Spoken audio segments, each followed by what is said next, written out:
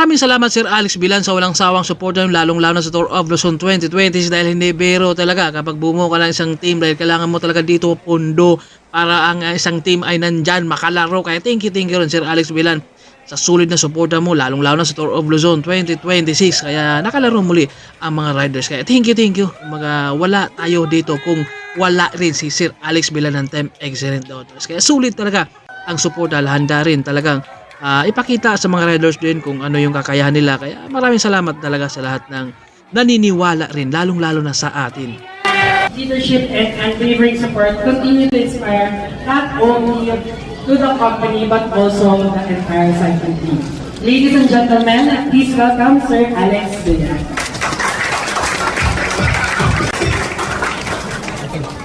Good afternoon, everyone. Are you feeling happy today? Are you feeling proud today?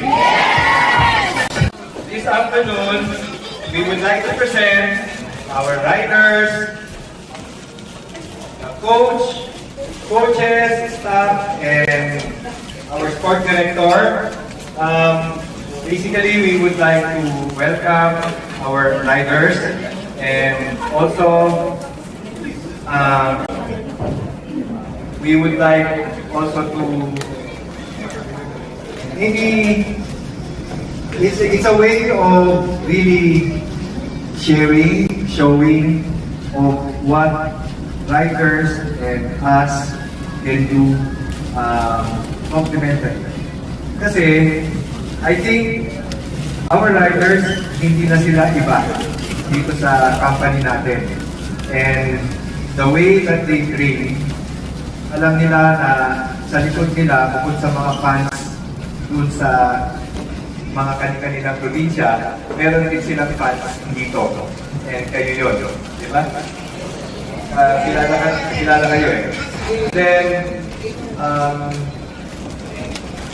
sa akin, for me, first of all, congratulations to all of you. Congratulations to all of you. You did a very good job.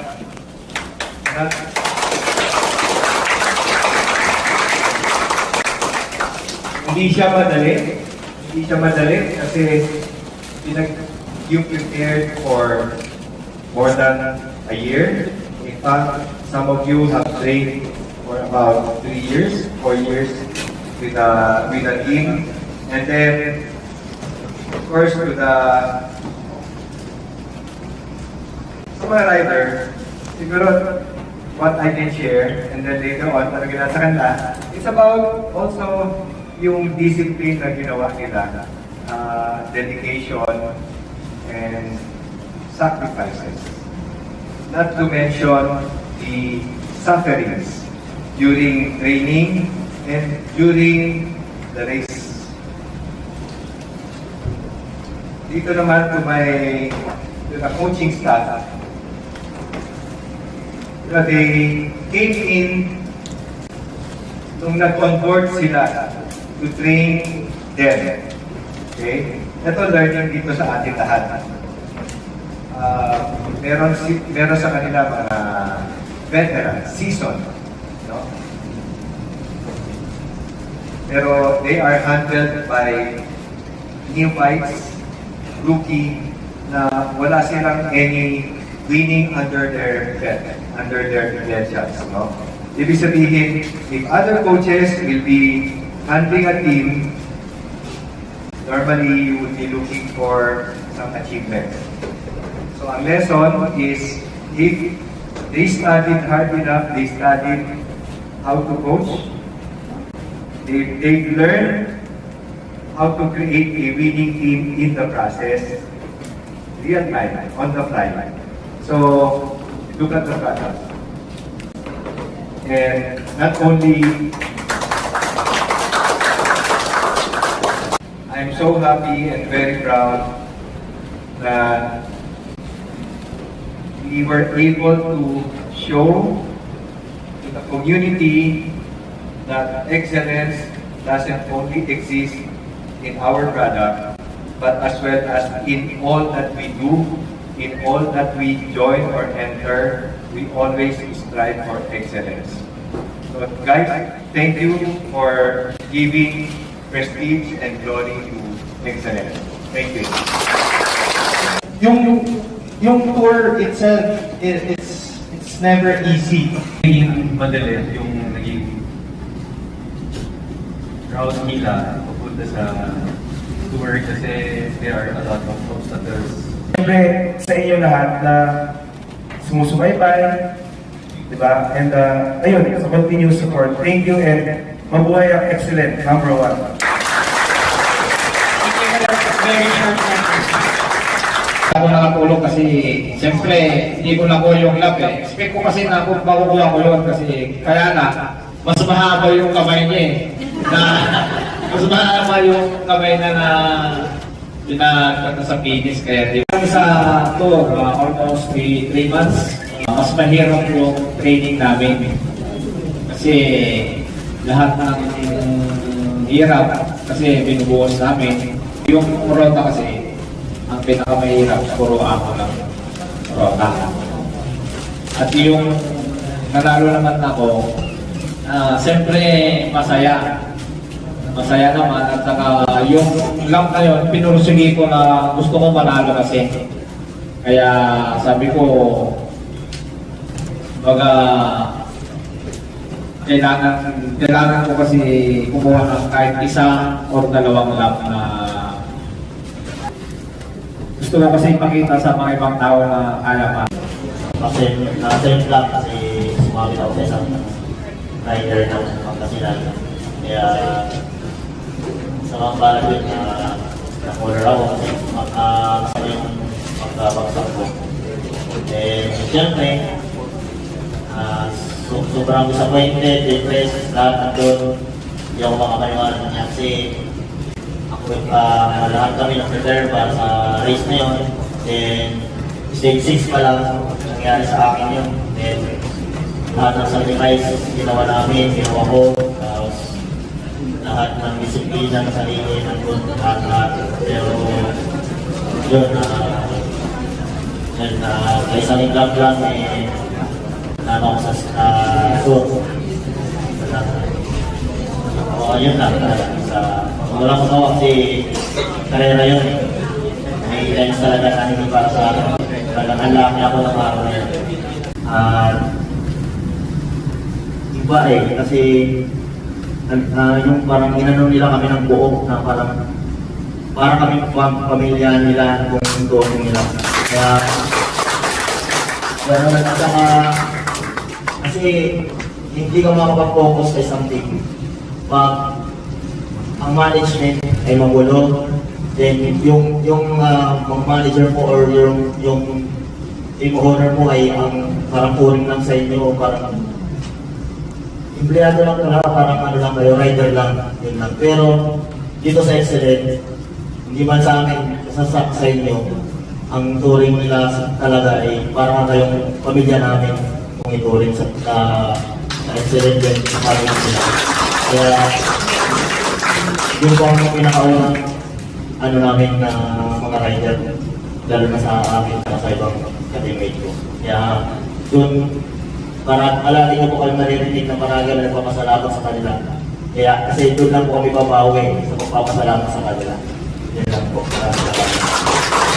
Yung team na pinuntahan ko, 7-Eleven, Tarlac, Francia, saka Enrile. Saka ito yung last na team ng Excellent. Siyempre, ang pinaka maganda kasi dito sa Excellent, siyempre, pag yung pag-aalaga na boss, maganda yung kamalakad nila na pag-aalaga sa team. Siyempre, kaya naisip ko rin na iba ang pag-aalaga nila boss sa Team Excellent. Akin po, salamat ako sa kanila. Kasi ito yung unang dream ko sa Manila. Dati, sobrang bayad po nila, sir. Natin parang pamilya ko sa atin. Natin ang marunong. Maraming salamat. At din po ako sa Team Excellent kasi galing po kami sa Cebu ni Sumiso dalawa. Unexpected po na makapasok sa team na to. Saka nung unit lang kami ay pangarap na po namin na makapasok sa professional team. At thank you din po kayo sa Bilyan Family na tinanggap kami sa team. At may tao din akong masalamatan din tatay ni Pedro na pinupus niya ako na makapasok sa team po. Sa akin po yung buwan ko nga sinabi ko na tinutuloy kami para kabilan nila boss. Tapos Alex, tawag ko yung mga anak ko. Tulad ng tulong paglabas ko namin kakain sa labas. Kasama yung mga anak ko ni Boss Alex. Lalo po yung may dito lang po nakakita na boss ko po na pagtitiblaan ng kape.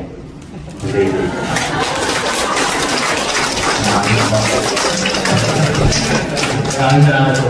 Masarap na sa kanila. Makapunta niyo po sa paglabas ko lang sa akin namin nakailabas. Yan po. Maraming salamat.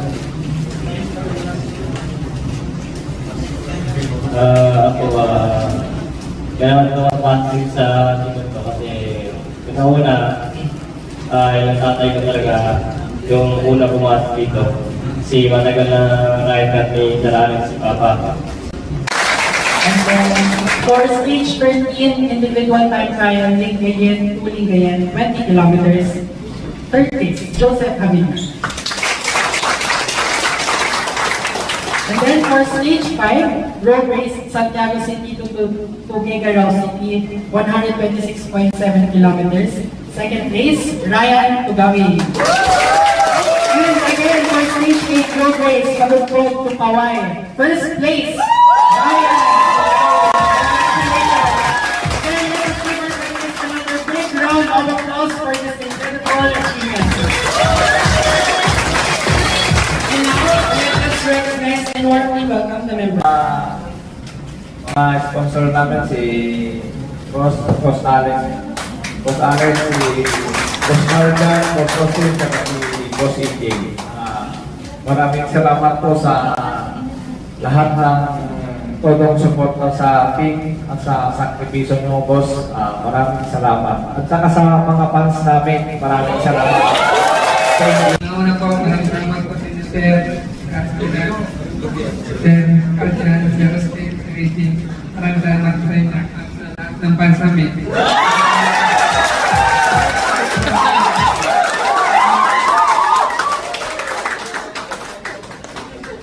Send a big thank you before on my travel back to England. First of all to Sir Alex Billan for the support during the weeks with the team.